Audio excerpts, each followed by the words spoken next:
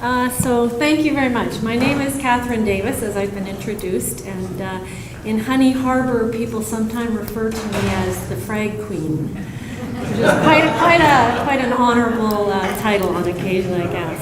How did I get involved with Phragmites? Well, my great-grandfather bought a little island in Honey Harbour in Georgian Bay. For those of you who aren't familiar with Honey Harbour, it's at the south end, a very small community, mostly water access properties. So I grew up playing on this beautiful little beach with lots of snakes and turtles and frogs and that kind of thing. And, you know, that wonderful environment that so many of us are familiar with. If we fast forward to, this is actually 2010. This is my beautiful little beach that's just on the side of our cottage property, and we started to notice this grass that looked kind of pretty initially, but eventually just started to take over the whole beach and created this big wall, and it certainly strangled out every other native plant in sight.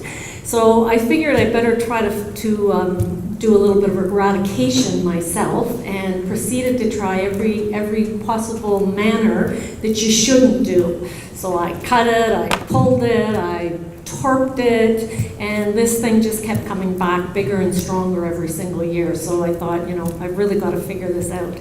So if we get to I guess it was 2014, I joined the board of our cottage association, and I went to the first demonstration that Georgian Bay Forever put on, learning how to cut the Phragmites. So we went to the demonstration in 2014. It was in the Honey Harbour Town Centre.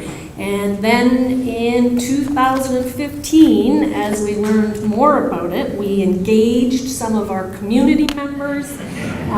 Yes, looking at the scale of it was pretty scary once you're aware of it and we start to see it everywhere, as all of you did. So in 2015, see if I'm on the right side. Yep, David came up to Honey Harbour and brought his magic cutter, and we worked on 4 sites actually, and learned again about how to properly eradicate it. We were also very fortunate that we got support from a local contractor who donated a barge, a bin, and he actually took it all away and burned it. But as you can see, it took quite a few volunteers.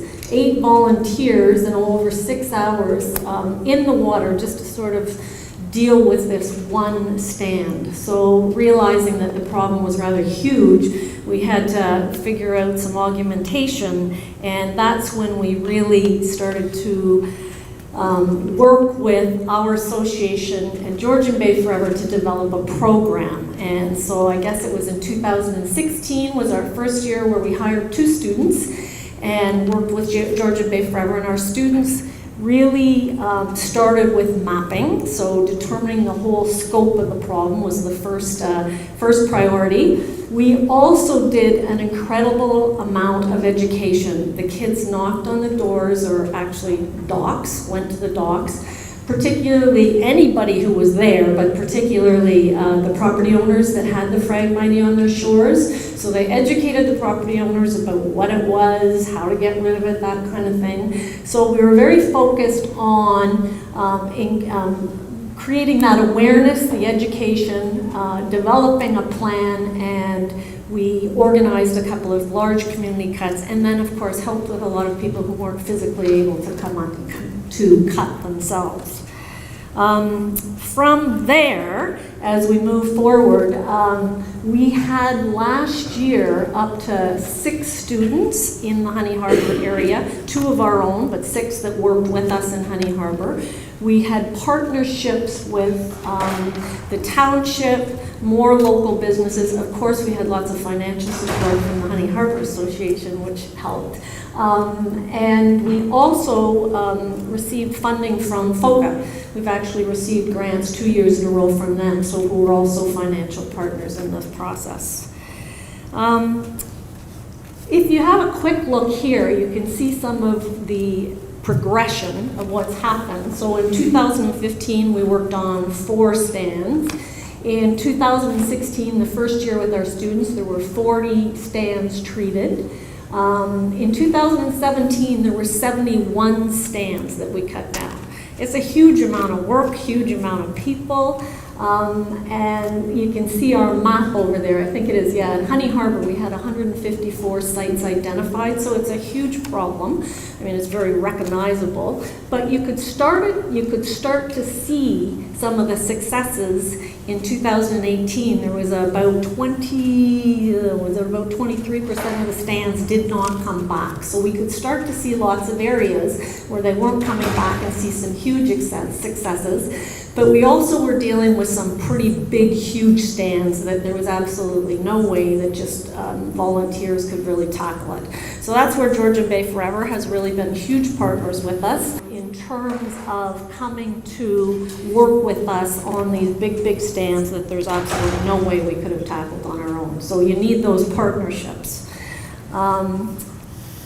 Two of the huge stands that we tackled last summer, one of them was called Wild Goose Island, which was a huge cut. You can see the picture on the top. During that cut, you can see the after picture, significant results right away. We also had a huge program in September where Georgian Bay Forever came in with a truck saw, which is a big machine that mulches and cuts the frag. So this Lily Pond Bay area is sort of at the gateway to Honey Harbour. So we have been seeing this huge stand of there and watching all the seeds continue to blow out into the bay. So we're sort of feeling this was a huge area we needed to deal with because we were tackling all these little stands that this big guy was continuing to sort of pollute our area. So they've just cut that stand and cut what I would describe as some pretty significant amounts of Phragmites. There were more than 40,000 kilograms of Phragmites removed in 2018. Can't even imagine or visualize what that looks like, but huge, huge amounts. So that was hugely successful. What are some of the things? I'm just going to wrap up with some of the things that can be learned from our successes, and we have had huge successes. We have. But we've learned that you have to be really diligent. Early detection is really the most important thing. So you've got to get on it right away. Having had that experience from my own beach, you've got to get on it right away. You've got to stay on top of it. You really need a community leader. The community will get very excited, at least ours did initially, going to the association meetings, and everybody gets quite excited, they get educated, everybody's coming out, and then there's no doubt about the fact that now we see a little bit of decline in that enthusiasm or excitement. So that's a challenge that you have to continue to work with. So the community leadership is very important in continuing to try to generate that enthusiasm.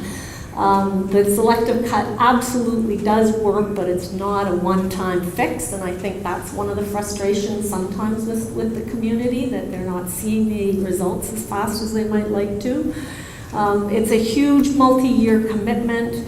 A lot of ongoing physical participation. So that's where you have to just be vigilant with the community. So in summary, you really have to sort of figure out what the scope of the problem is in your area, and then figure out how you're going to get the help you need and where you're going to get the help you need to help work with your community to eradicate the Phragmites.